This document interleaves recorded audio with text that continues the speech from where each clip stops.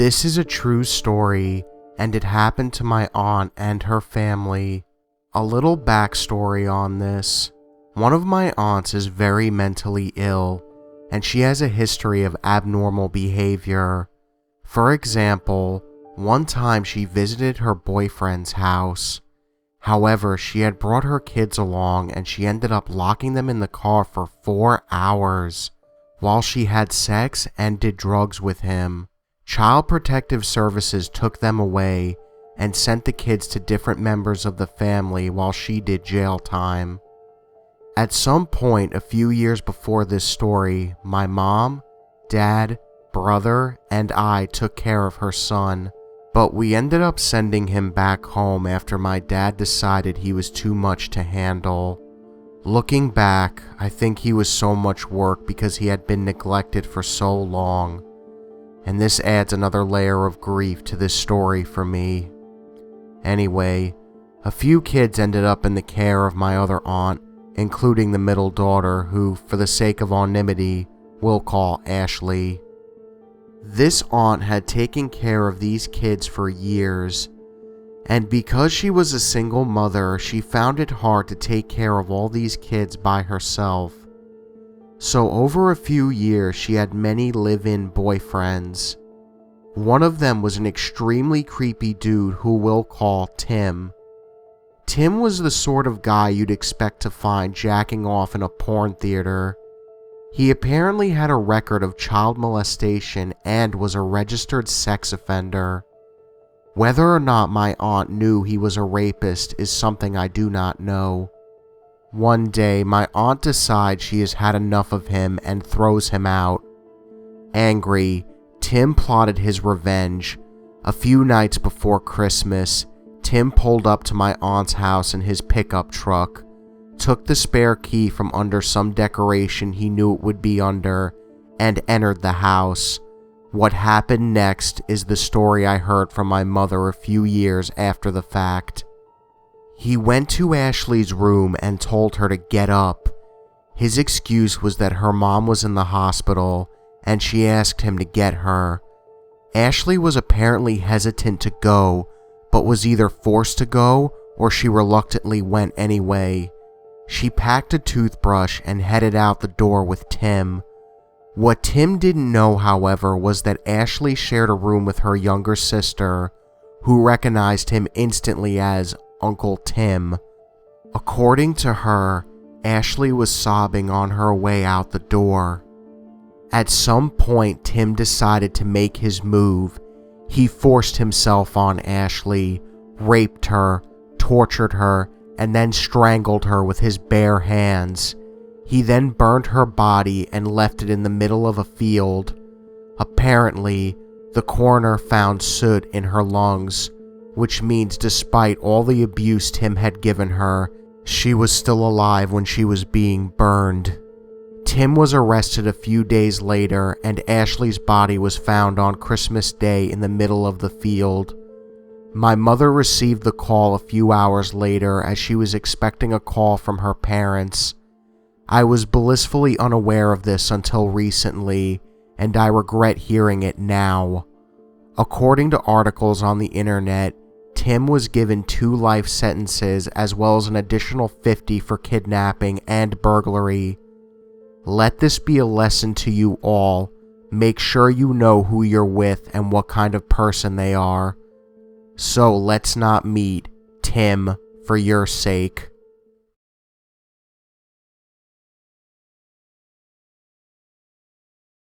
In my late teens, I began a serious relationship with my first ever boyfriend. When I was young, I had zero confidence, no self-esteem, and a warped idea of what a relationship should be like, due to witnessing those of adults around me. Being so shy and innocent, I fell madly in love. I'm still not sure how. From the start, the relationship was controlling and abusive on his part, and it still makes me angry now, more so that I put up with it for 5 years. He hated my friends and family for no apparent reason, and I had to really fight to keep other relationships going. But as I got older, I got sick of his shit, and when my family was going away for the weekend, I found the perfect opportunity to invite all my friends for the evening. He tried to put a stop to it with threats and abuse, but I didn't let up, and my friends arrived at around 7 p.m. We were sitting in the living room, drinking and chatting with food and music, but all night my boyfriend was calling my phone, demanding I make my friends leave and I walk to his house to bring him alcohol. My friends soon caught wind of it, and they were already unhappy about me being with him. After a few drinks, I started to ignore the calls, and the conversation turned to my boyfriend. My friends expressed their anger and dislike of him with their usual, "You could do better. You need to get rid of him. He doesn't deserve you." Generally, we enjoyed the evening, and my friends began to leave at 1 a.m. I wasn't afraid to be alone in the house, as I have a Rottweiler. She is friendly, but I'm sure she'd protect me. As one of my male friends was about to leave, he stopped behind to give me a really deep talk on how he felt about my boyfriend, and I agreed with him. I said goodbye and watched at the front door as my friends hurried in the dark and the pouring rain to their cars. I went into the kitchen where I had left my phone to charge a little while earlier. As I picked up my phone, something in the kitchen window caught my eye. Standing directly outside my kitchen window in the dark and pouring rain, hooded and angry, was my boyfriend. He was scowling in at me from the darkness. He looked ready to kill. I screamed and we stared at each other for a while. He then turned away and disappeared. I knew I had to face him. I went out the back door onto the patio in the rain. He was standing a few feet away from me. He was breathing really heavy and crying. He bent down to pick up a broken wooden broom handle. I asked him, "Are you going to use that on me?" And he said, "I'm going to hurt you so badly." I didn't know what to do. My heart was racing, but I was stuck in fear and quite drunk. He growled as he swung the handle into a flower basket above my head, which tipped sideways and spilled soil and flowers down on my right shoulder. Then he slammed it on the floor and ran at me, grabbing me by the throat. My dog must have heard him throw the handle as she came pounding out of the back door, making an angry snorting sound. She's always friendly and was familiar with him, so I didn't think she'd do anything as he started to strangle me. But she leaped up and bit his arm by his sleeve and started to shake him by the arm. Seeing the fear in his face was priceless. He backed off and she calmed down. My boyfriend started to cry and told me that he had walked to my house a few hours ago, sneaked into the house through the back door, and hid in the cupboard under the stairs, where he had listened to every word me and my friends had said about him. I took my dog back inside and locked the door. When I looked out of the window, he was laying on a sun lounger in the rain crying. When he realized I wasn't coming back out, he left. The thought of him to this day makes my stomach turn.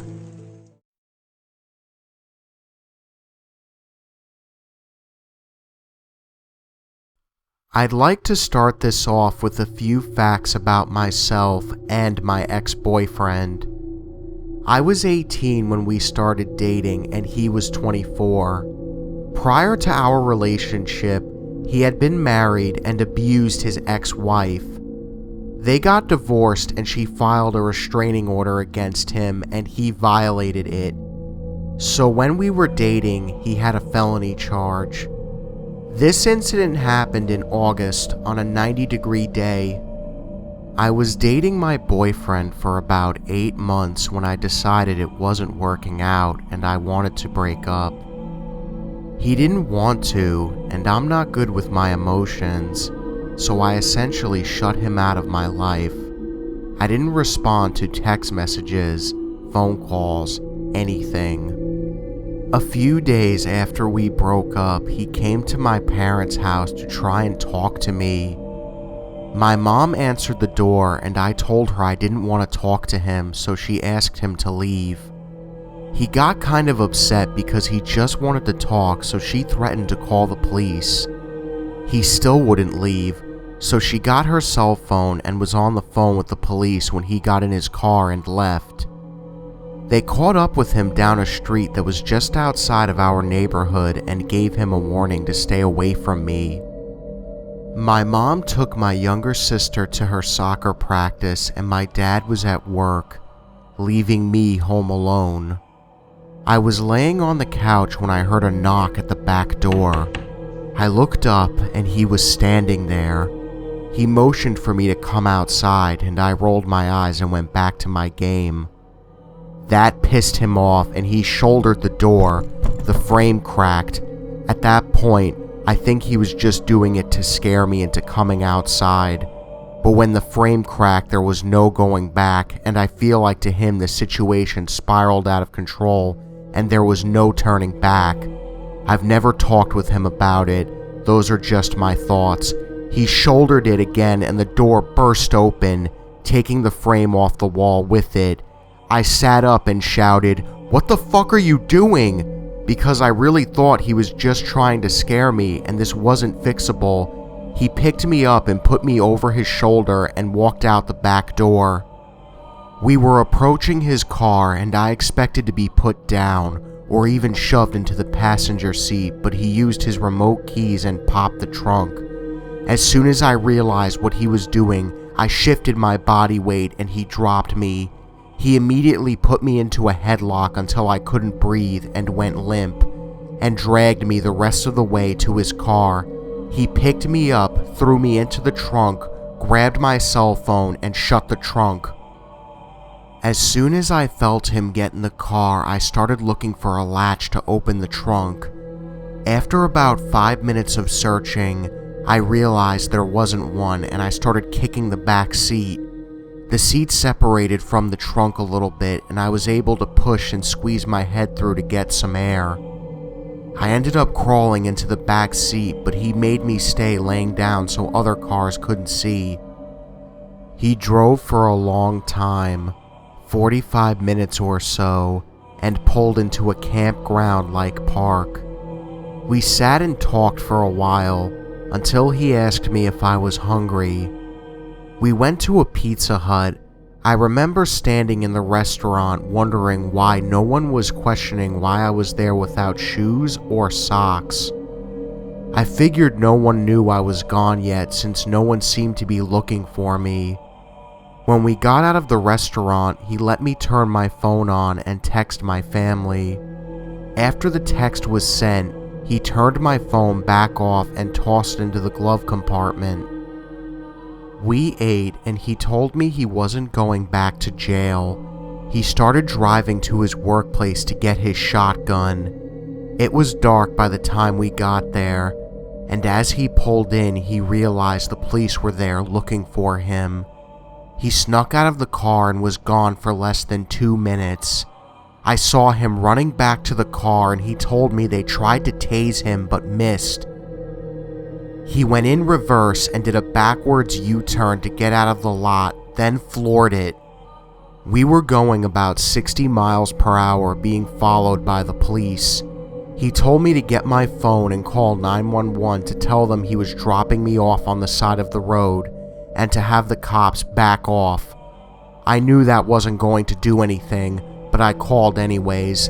The lady on the other end had no idea what I was talking about, so I just hung up. He was about to get on the highway, but he saw the police had laid down spike strips, so he veered off onto a side road. It was a dead end, and we ended up crashing into a tree. The police surrounded us and shouted for me to get on the ground.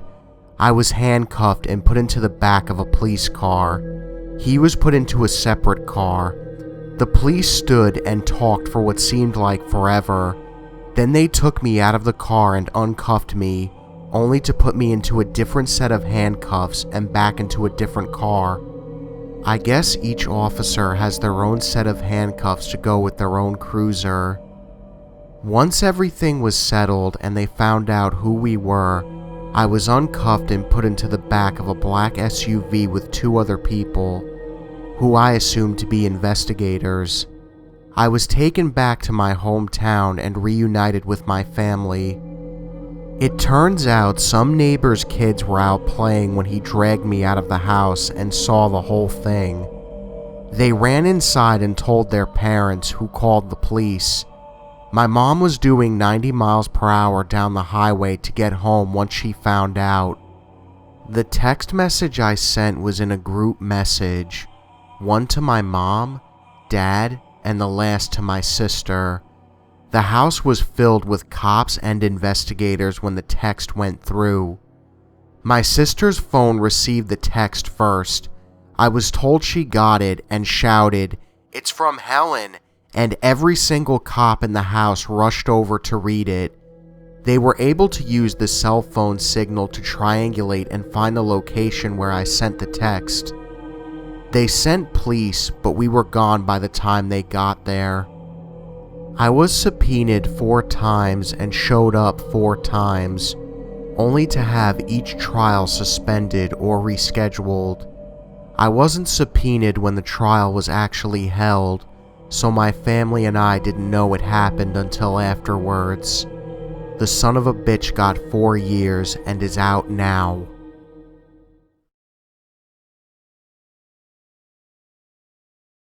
Hey my Nightmare Army, thank you all for watching, and if you enjoyed this video, make sure to hit that subscribe button and join the Nightmare Army. I'm always looking for new soldiers in my Nightmare Nation. So guys, I want to apologize for only having like 3 true scary stories each Friday night. I'm really sorry about that. It's just lately I've been having a lot of really terrible time management. I'll say that much. You know how it is, sleeping in and whatnot, and I don't like to make excuses for things because everybody has an excuse, and I honestly hate that. But I just wanted to apologize to you guys for that. My Friday videos are supposed to be the knockout punch, and I feel like I really haven't been living up to that lately. But I do apologize to you guys, and I promise really longer videos to come. I promise you guys that much. And if you guys did notice something in these videos that I added real-life horror movie characters into some of my videos. And I do want to say this to you guys that much. With every video that I make, I always leave a little Easter egg on what video I'm going to do next. So every single time you guys watch my videos, look at some of the pictures and I might drop a little Easter egg as to what my next video will be. So guys, I hope you all have a great weekend. Thank you all for watching, and just remember, the best ideas always come out of nightmares.